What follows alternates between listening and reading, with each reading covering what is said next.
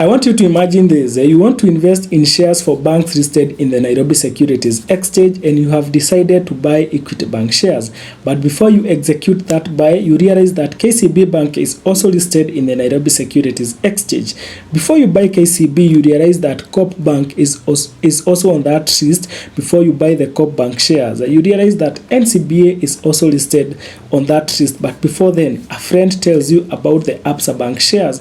Before then, your financial advisor tells you about I&M Bank shares that are also listed in the Nairobi Securities Exchange, and at that point you get confused because you don't know what to buy, and you'd like to have a touch of every bank. You would like to be invested in every other bank that has been listed in the Nairobi Securities Exchange.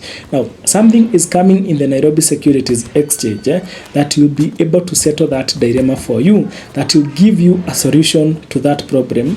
On the 11th of August 2026, the Capital Market Authority approved the licensing of the WSA Banking Index ETF that will be focusing or will be tracking the performance of all the companies listed in the Nairobi Securities Exchange banking sector. Before we go further into talking about the WSA Banking Index ETF, do you really understand what is an ETF? What is the difference between buying shares of an individual company and investing in an ETF? What are the advantages of having an ETF and the disadvantage of having the same? So let's have this conversation in this particular video. Before then, allow me to appreciate you for always coming back to watch and learn from our videos. In case you are coming across this channel for the first time, consider subscribing to the channel, turn on the notification bell so that you get notified anytime you get to post a new financial tip. Now let's start by understanding this animal that we are calling ETF. And ETF is abbreviation for exchange traded fund. So we are trying to start by understanding what is an exchange traded fund. And in simple terms, remember here we talk about things in a layman's language. So ETF is a basket of investments that have been put together and modeled as a single product. So we are bringing different investments to make a single product.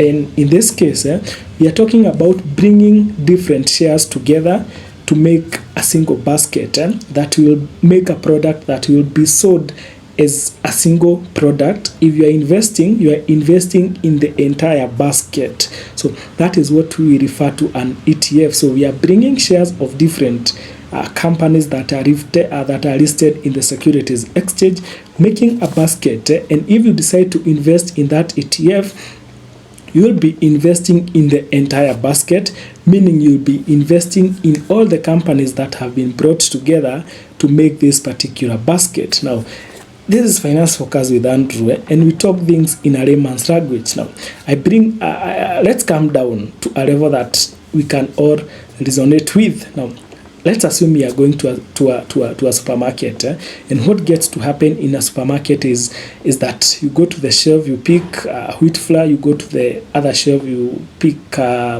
maize flour, you go and pick sugar, go and pick a cooking oil. So you can see that hustle. But now a supermarket can be creative and decide what if we make a basket, 1 wheat flour, 2 kg of maize flour, 1 liter of cooking oil, salt, sugar, everything, and we form a basket that the customers do not have to go to the different counters. They can come and buy this basket, and it will contain all the products that we had picked, and they go away. Like, instead of going to the different counters, they form a basket and they will be selling it as a single product. So that is basically what an ETF does. And the Capital Market Authority approved the listing of another ETF, that is the WSA Banking Index ETF, and that is the communication on this particular notice that you can see on the background. Now, is it the first ETF that you'll be having in the Nairobi Securities Exchange? No, it is not the first ETF, but it's still special. It's not the first one, but it's a special one because we already have the Absa New Gold ETF that gets to track the performance of the physical gold. Like, the value of that ETF is based on the prices of gold, and we also have the Satrix MSCI World Feeder ETF that tracks the performance of different companies in different exchanges. So what makes the WSA Banking Index ETF special is that it is the first Kenyan domiciled ETF. So like it is tracking shares that are all listed in the Nairobi Securities Exchange, and that is making it a bit special. And now let's come down to talk a few things about the WSA Banking Index ETF, and some of the information that we might need to know is the people behind this is the Wall Street Africa Group, and the fund manager will be Tradium Asset Managers. Those are the people behind this particular ETF, and it will be tracking, as the ETF says, WSA Banking Index ETF. It will be a basket that will contain all the shares of the banks listed in the Nairobi Securities Exchange. Remember that we have 11, but I think Family Bank made that 12. We have Equity, KCB, Corp, ABSA, NCBA, Standard Chartered, Stanbic, IADM, DTB, that is the Diamond Trust Bank. We have the HFC, and we have the BK Group, that is the Bank of Kigali, that is a cross-listing of the Nairobi Securities Exchange and the Kigali Securities Exchange. And later we had the last born in that group, that is Family Bank. I'm not sure that it will be in this category. We'll confirm. It is not listed, but it is not mentioned in the notice, but it's also in the banking industry.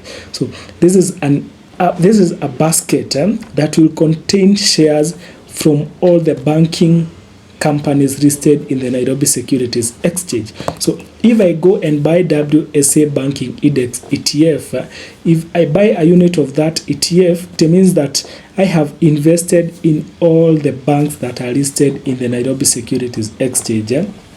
And that is why when we started, I said it's bringing a solution to someone who would like to invest in all the banks listed in the Nairobi Securities Exchange.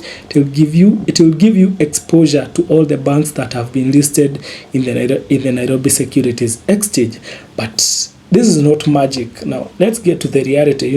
This is Finance Focus with Andrew, and I give a 360 degrees view of something, because you might think that now this is magic that will always promise me returns. That is not the case, because number one, we are talking about investing in shares. So the ETF is not bringing any magic, because if the shares are not doing well, the ETF will not be doing well.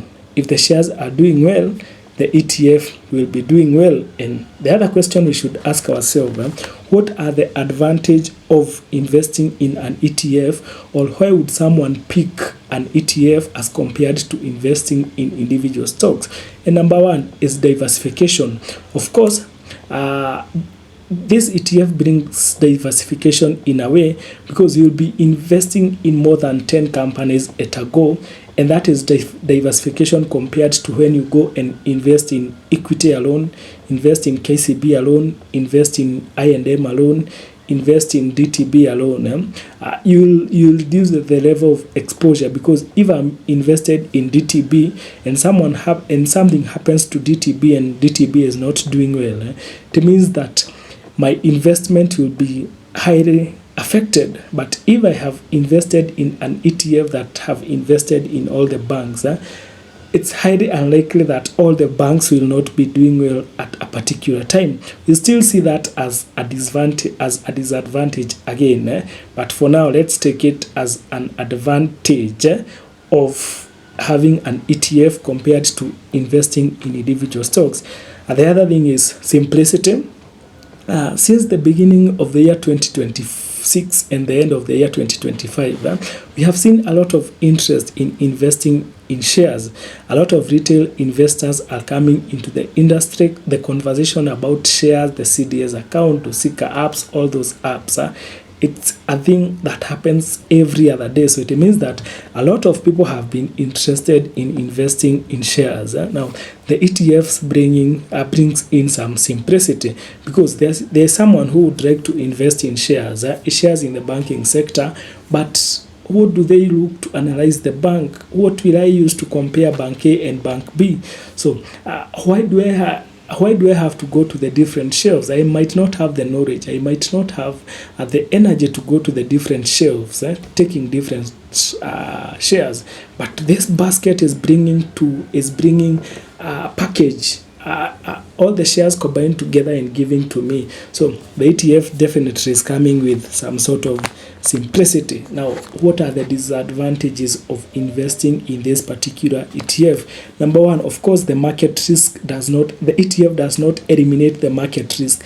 In fact, this is not a disadvantage, but it is a reality check that you still have to have at the back of your mind, that the ETF does not eliminate the market risk. If the banks are not doing well, the ETF will not be doing well. So it is not bringing any magic.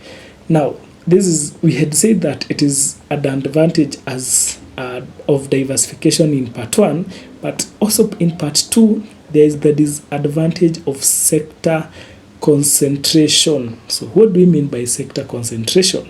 Now, the Nairobi Securities Exchange is divided into different sectors. We have manufacturing, we have agriculture, we have insurance, we have telecommunication, we have the service industries, we have the investments, all those. Now, you see, this ETF is focusing on one sector, which is banking, and ignoring all the other sectors. So we are not still diversified because we are just in a single sector. You see? Yes, there are other sectors that we are ignoring. Yes, we have invested in 10 companies, but all these 10 companies are in a single sector. So there is still part of diversification that this ETF is not bringing in. Now, the other disadvantage is that the moment you decide to invest in this particular ETF, you don't have the advantage or the opportunity to determine the weights in your portfolio. And by weights, I mean, if I'm creating my own portfolio by buying individual shares, I would want more of maybe equity, more of KCB, less of I&M, less of Bank of Kigali, and I'll balance it the way I want. But if you decide to go the ETF way, you don't have the opportunity to do that because you don't know whatever that happens in the background. You are just buying a unit that has all the shares combined, but you don't have the opportunity to buy the individual shares and give them the different weights or buy the different amount that you would like. Now, is this a good investment or not? That is not the right question to ask. The right question should be, does it match your investment goal? Have you always wanted to invest in the Kenyan banking shares? Have you always wanted to get exposure in all the Kenyan banking shares? So that is the question that you should ask yourself. And if you have always wanted exposure to the Kenyan banks shares, this is a good investment. If you have no idea or you don't have any appetite of investing in shares for the banking listed in the Nairobi Securities Exchange, this is not an investment for you. It is not something that you should consider. So it's not a question of whether it is a good or bad investment. Do you understand shares? Do you understand investing in the banking sector? Do you have appetite for investing in the banking sector? Now, the CMA just gave an approval, so it is not yet licensed. We expect it to be licensed in the fourth quarter of 2026. So we still have an opportunity to learn about this particular ETF. You still have time to understand this particular ETF. You have time to do your own research because at the end of the day, you should not invest because Andrew talked about the ETF. You should not invest because your friend told you about it, your colleagues told you about it. Take your time, do your own research, get to understand your objective goals. And if they match, get to invest, but don't use the information that you had from someone else. So this is just an eye-opening. I'm just opening the door so that some light can come in, then take the opportunity and explore more about the ETF, get to learn more about the ETF, and before you make your own before you make a decision, make sure that you have done enough research. You have looked at your financial goals, you have looked at your objective goals, and whatever this ETF will be offering. Otherwise, you'll still keep engaging about the ETF once you get more information and once it's listed. In the meantime, you can drop your questions in the comment section about ETFs, what you would like to know, and you can also add something that you feel I have left out that the viewers need to know about the ETF, so that we can get to learn from each other. Remember, we get to learn every other day. There is no one that knows everything, so I can still learn something from you. So let's engage in the comment section.